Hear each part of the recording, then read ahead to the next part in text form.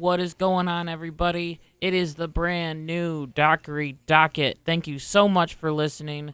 This is our very first episode, and I am very, very excited to be here. We're gonna just have some time to talk about local news that happened last week, and also talk a little bit about myself. So, as I said, my name is Kyle Dockery, and I've been interning here at Flint's News Talk 1470 WFNT. I did it over the summer, so I'm done now with the internship, but I've been hired now to work here in the studio, and it has been very exciting for me to, just to get to know the gunsmiths and to get to know my Gaylord and, push buttons for them, make sure that everything sounds good, and run the football games and stuff like that. So it has been a very, very exciting time for me. This is my final semester at the University of Michigan Flint. I'll be graduating in December, so hopefully this little podcast that is starting out today will sort of expand, and maybe we could get this thing popular. Let's hope that'll happen. I'll become like a new Sean Hannity or Ben Shapiro or something like that. So, I've been a conservative Christian white male. How else can I offend you? That was a joke.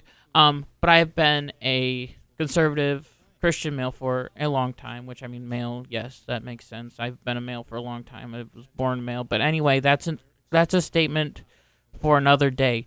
But I believe that what has really impacted my life the most are the men in my life. So my father, he is a preacher, and he has been a preacher for, I believe, 12 years now, which is just insane to think about, how long he's been serving and doing all that. And he is also more conservative. He likes to yell at the radio sometimes, and have different opinions. And he has different opinions, and him and I like to talk about different opinions when it comes to politics.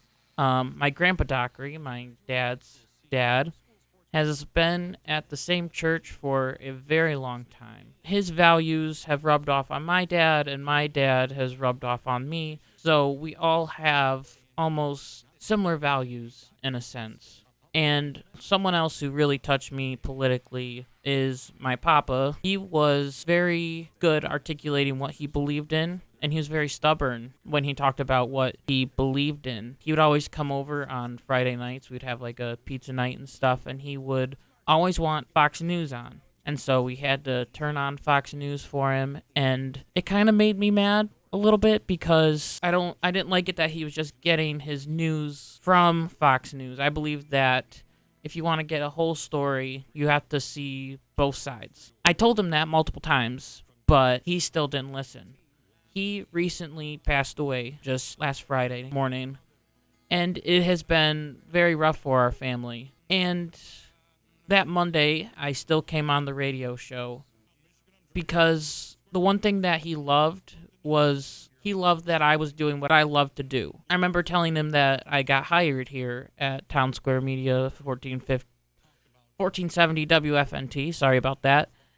And I just remember him, he got water-eyed, and he said that he was so proud of me and that he wants me to continue doing what I love. And so I believe that this radio show is for him because I know that he would love to be listening to this right now, but I'm going to try and use his influence that he has given me to sort of work my way and hopefully get a career out of this. So his funeral was on Thursday, and it was incredible. It was incredible to see the life that he lived, see how many people that he impacted, and just the man that he was, and how he influenced me so much in my political affiliation, along with my religious affiliation, along with just the man I am today. I mean, he also taught me how to park really well. I mean, he was a million miler, so he was very good at driving, parking, all that good stuff. But anyway, enough about me. Let's dive into some news this week. So this week today is actually November 2nd, and I plan on releasing this on Monday. So anything that happens over the weekend, you can't get mad at me and be like, hey, you didn't talk about this certain story.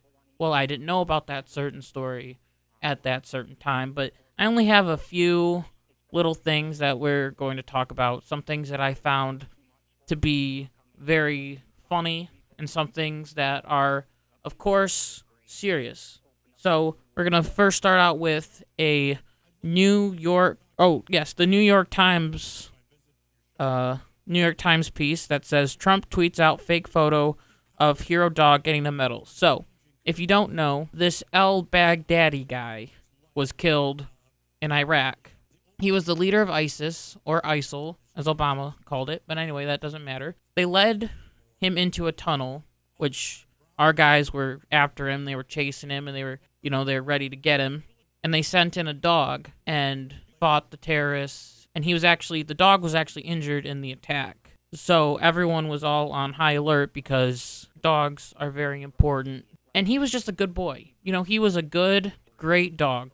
And Trump released a picture of him on Twitter and said, this is the dog, and he's a national hero, all that stuff. And so the Daily Wire, which is a conservative media site, which features Ben Shapiro, who's one of my favorite podcasters out there. Just a little fun fact about myself. Anyway, the Daily Wire released this picture of the dog, whose name has been released, named Conan, getting the Medal of Honor, which actually was called, I think, the Medal of Pupper.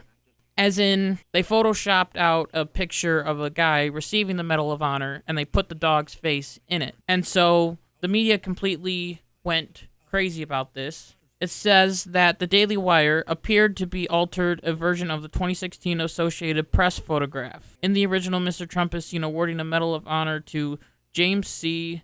McGlowan, a retired Army medic who is credited with saving the lives of 10 men during the war in Vietnam. So instantly what this New York Times article is doing, it is saying that Trump is disrespecting the service member, James C. McGlowan, and he is instead saying that he is a dog, which is absolutely untrue. I don't believe that was what Trump was intending at all. And it's not even what Mr. McGlowan even thought.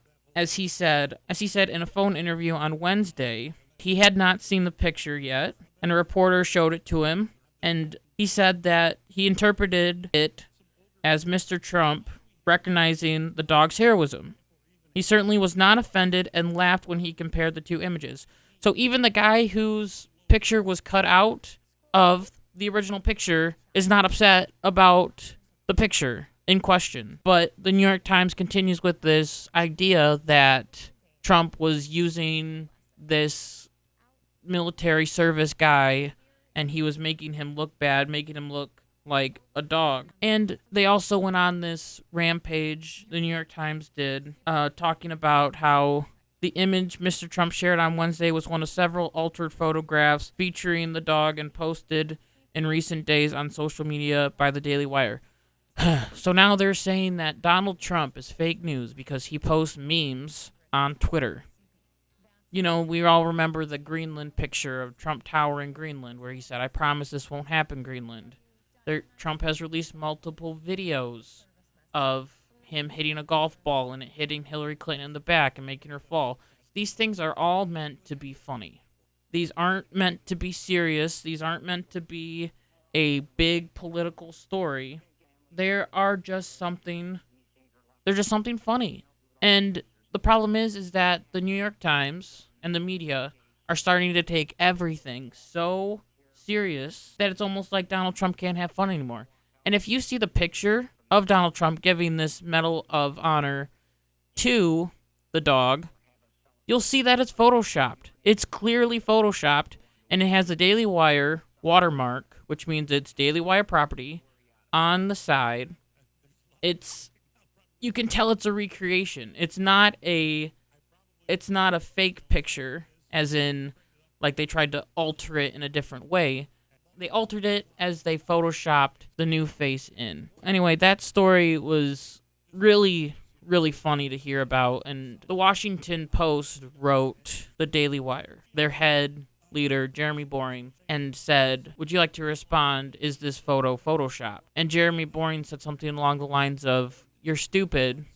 Of course it's Photoshop." And they said that he had no comment, but of course he did have a comment because he said, quote me on this, in the email. The dog does plan to come to the White House, I believe, soon. And one of my favorite tweets was Jim Acosta saying, "I didn't know that the dog was coming to the White House today. I didn't get anything on his list. These people are just not smart. These people are just a bunch of dummies." And it's just so clear that it was a faked photo, and it was a altered photo, and it was meant to be funny, and it was meant to be something just for the Daily Wire viewers. And then once Donald Trump picks it up, Donald Trump can post whatever he wants on Twitter. Well, I mean, Kamala Harris believes that he shouldn't, but Donald Trump can still post whatever he wants on his social media page. That's the First Amendment right. All right, now we are going to talk about another article. So as we know, Thursday was Halloween. And Halloween is always a fun time. You know, you get to go trick-or-treating, and you get to get a lot of candy, or trunk-or-treating, as that seems to be the more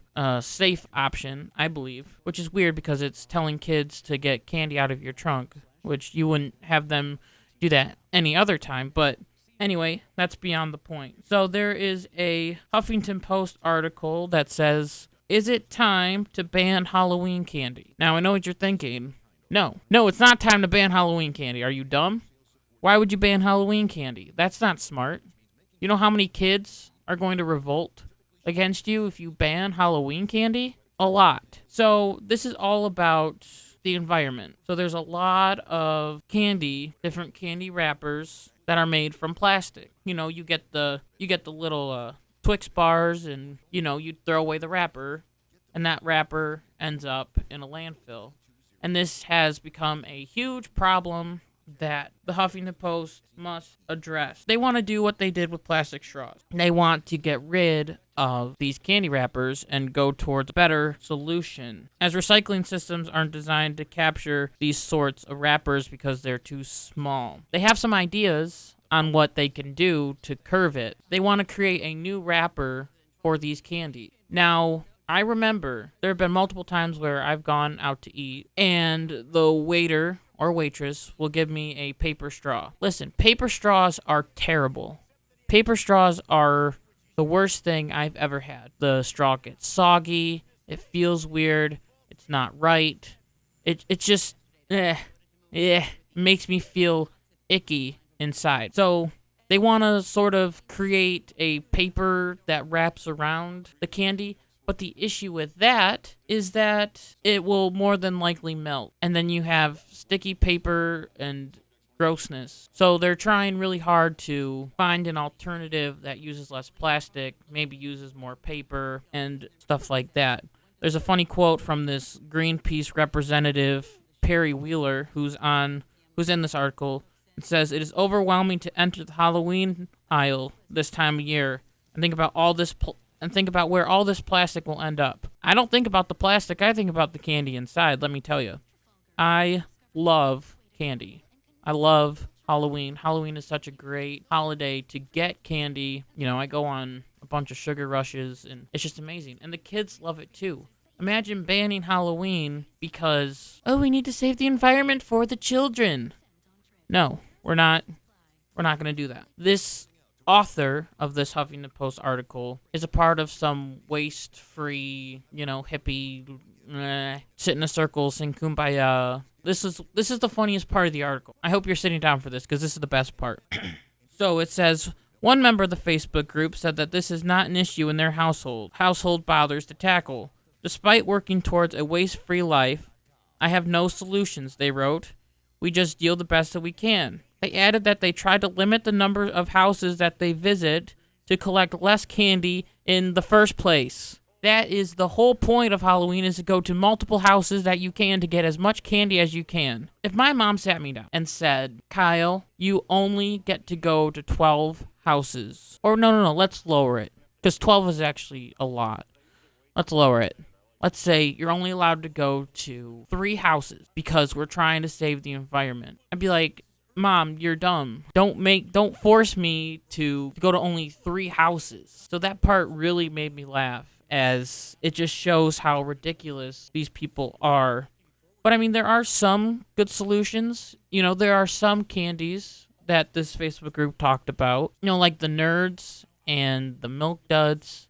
Those are all wrapped in paper, which is, I guess, better for the environment, even though the paper kills trees. Anyway, that was just such a funny article. And in the end, they talk about banning Halloween candy. And they say that such an effort would not only be unpopular and therefore unlikely to gain political traction, it'd be rather tough to be enforced. Yes, it would be very tough to enforce a complete ban on Halloween candy because of the wrappers. I think that it would cause international chaos, and I think that children everywhere would begin to cry, and it would be a very sad time to be a kid if they decided to completely outright ban Halloween candy just because of the wrappers. And I mean, they have these new little candy bars that don't have wrappers on them, like they're in a bag and they're not individually wrapped. But still, they'll probably say that that's not right. That's not okay. Waste Management said that they would never get in between a trick-or-treater and a candy bar. It looks like we're going to have to live with the idea that garbage or candy wrappers are going to still be on the street. Wrappers are still going to remain in landfills.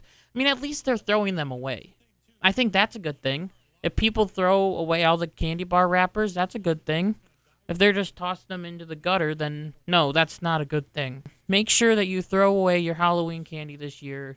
The environment will be very thankful. So, moving on to some real news, real important news. The House Democrats had a vote on Thursday, I believe it was, to start the process and to create the rules for impeachment. Now, this is not impeachment. This doesn't mean that President Trump is going to be kicked out of office tomorrow. This is just them setting up the rules. And, I mean, the whole process of impeachment is crazy, and I think I'll have to have a whole podcast on that in general, just to talk about, because people are confused about it. Because the House votes to impeach, and then it moves to the Senate. A lot of people think once the president is impeached in the House, then they're out of office. And that's not true. It goes to the Senate, and then the Senate decides if the president should be impeached and kicked out of office. But if the House votes to impeach him, then Donald Trump has the label of impeached, but he's not impeached as in kicked out of office. Make sense? Yes, this is why I need to make a whole nother podcast just about impeachment. Anyway, the Democrats and the Republicans and the whole House had this vote, and I was watching as the tallies came in, and it was very interesting because it seemed like the Republicans were in the lead, and then it seemed like the Democrats were in the lead. But in the end, the Democrats did win because it's the House of Representatives, and most of them are Democrat, which makes sense. There was 232 yeses, and there were 194 no's. 2 Democrats voted no on the impeachment. One of them didn't vote, not sure why. 0 Republicans voted yes on the resolution, and 194 voted no, and 3 of them didn't vote. This led the final tally to be 232 to 196. So every single Republican voted no, and 98% of the Democrats voted yes. So we can see that this is a very, very extremely partisan of the impeachment process, and this isn't good for the country, as it seems like we're just drawing our trenches deeper, we're drawing our lines deeper, and Nancy Pelosi said that she wouldn't start impeachment until it was a bipartisan effort, and this is not bipartisan. This is 100% partisan, drawn on party lines, and it's very upsetting, because I'm just glad that this is just to figure out what the rules are.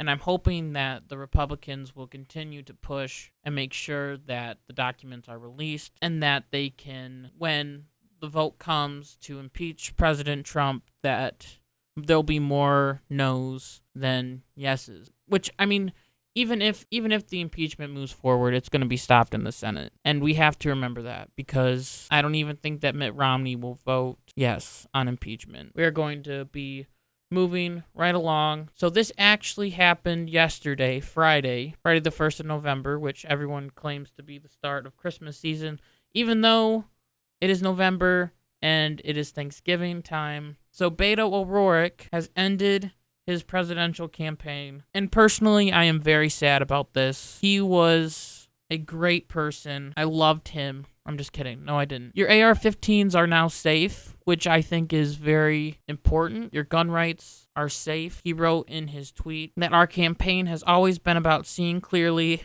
speaking honestly, and acting decisively.